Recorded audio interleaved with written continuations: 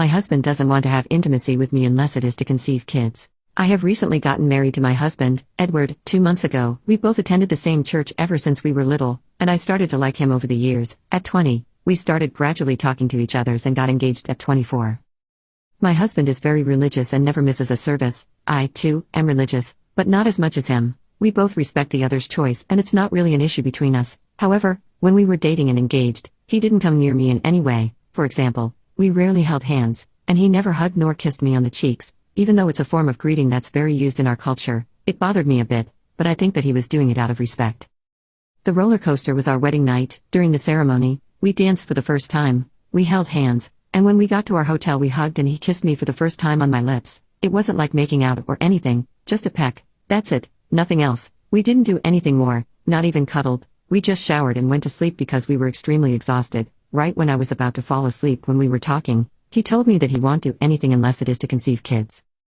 I wasn't sure of what to say, so I just remained silent and dozed off. This literally crushed my expectations. Of course, I understand that he doesn't want to do anything, but really? Not until we decide to have kids? Which is minimum 2 years away. I love my husband with all of my heart and I would never leave him, as he is the best and most respectful human being I've ever met and an amazing person overall, but I can't seem to accept this. Ever since I was a teen, I have been addicted to Wattpad and to spicy stories, so of course, I have always dreamt of my wedding night. I didn't really want to keep my expectations really high because I knew that it will most likely not come to reality, but I never thought that this could happen.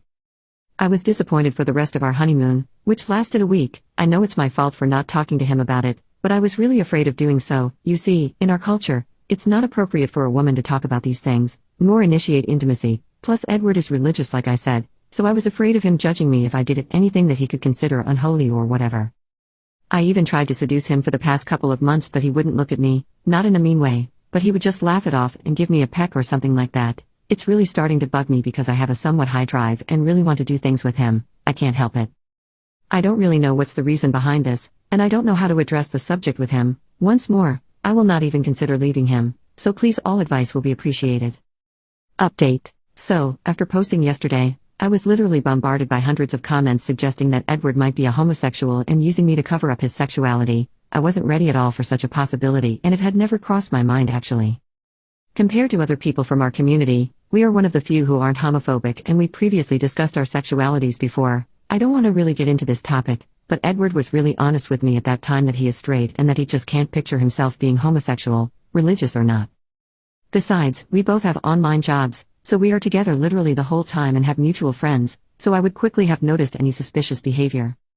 Today, I decided to confront him like many of you suggested. I had been repeating my script in my head and went for it. We were both chilling after having lunch, so I asked him if he wanted to talk about lovemaking and intimacy. He said yes and was curious about what was bothering me. I was direct and simply asked him why he won't do anything with me unless it is for kids. Edward got genuinely surprised and confused by my question. At that moment I just wanted to disappear from this universe and evaporate. Because of the embarrassment, I am not physically able to recall how the conversation went exactly, but it turned out that he thought it wasn't normal to feel aroused around me, nor to make love unless for procreation.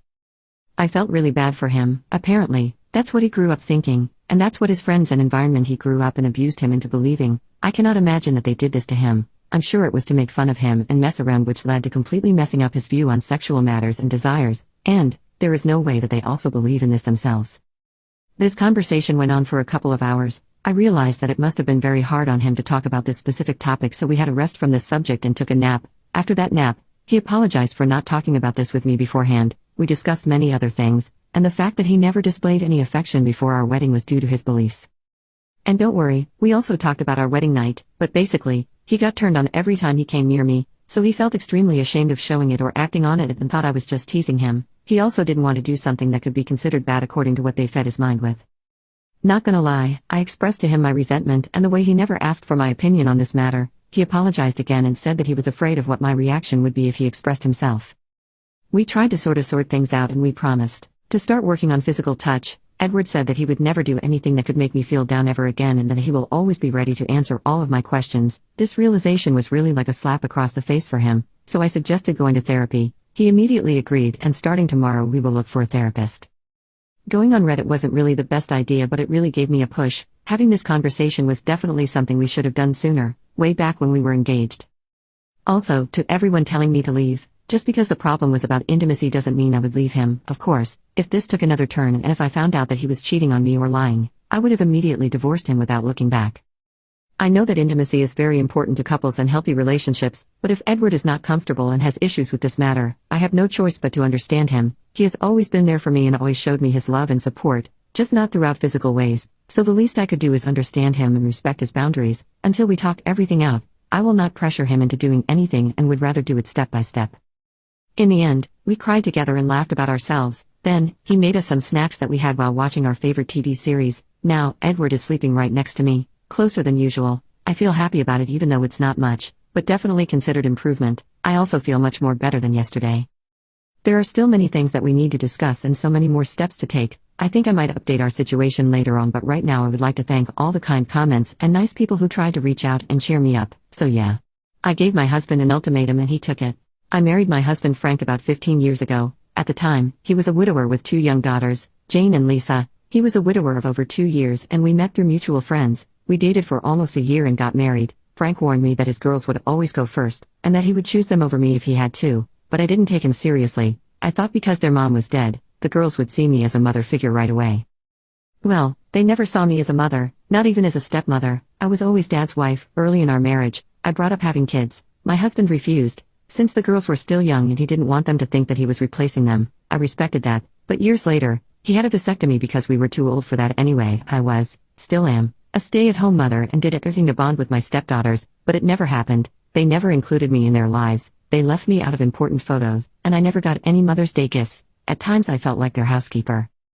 When the eldest, Jane, moved away to go to college, I saw an opportunity to bond with Lisa, since she was always following her sister, but it didn't work out either. She always refused to spend time with me and Frank would always take her side. We often fought, and after she turned 18, she moved in with Jane, not being shy and saying that it was because she couldn't stand me. Frank visited them 3 times a week, but he never took me with him because they didn't want me there and he couldn't force them.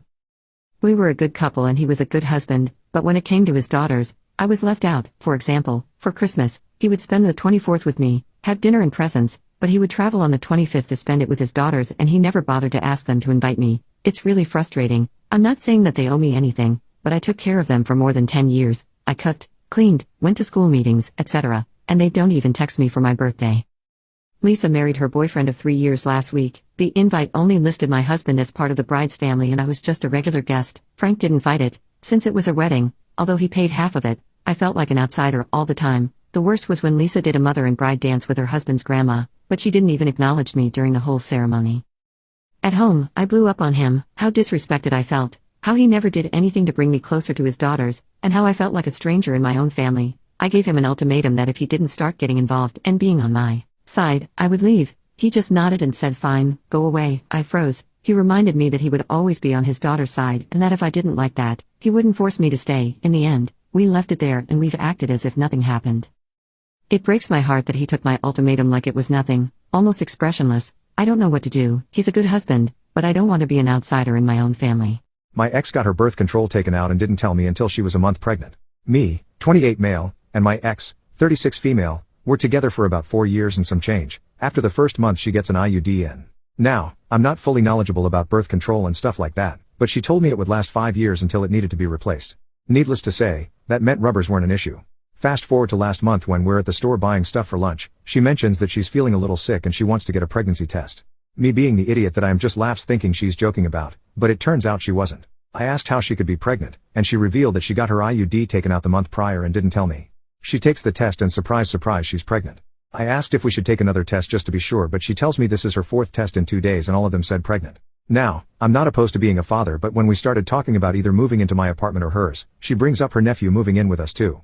She has a younger brother, I think he's like 32 but never bothered to ask, and this guy's a mess and a half. He's had 2 sons that he ditched off on his mom, and my ex's mom has been raising them. I have no ill will towards the kid or anything, but I also don't have any love for him either. She isn't really around him enough for me to have that connection to him, but she considers him her son now. She got upset and told me I'm not fit to be a father if I can't take care of her son as well.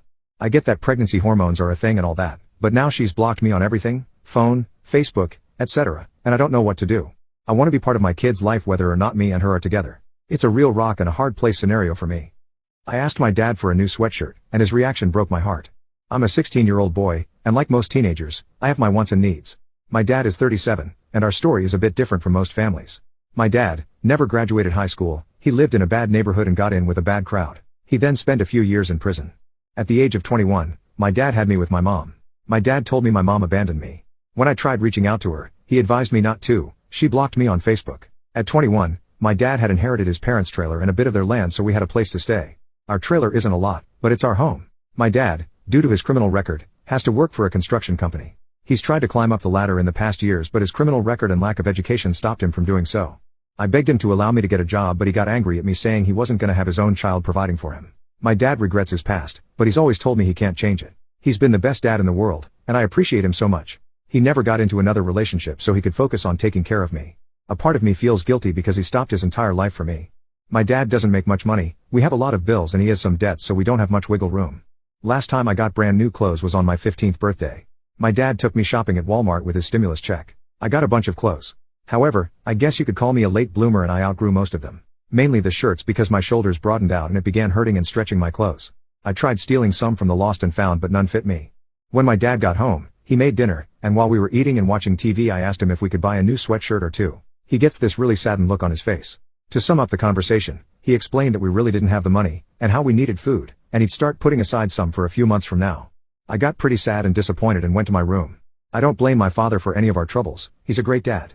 I'm just frustrated at the situation. That's when I peeked my head out of my bedroom. My father was crying. I wanted to approach him and give him a big hug, but I've never been all that good with emotions.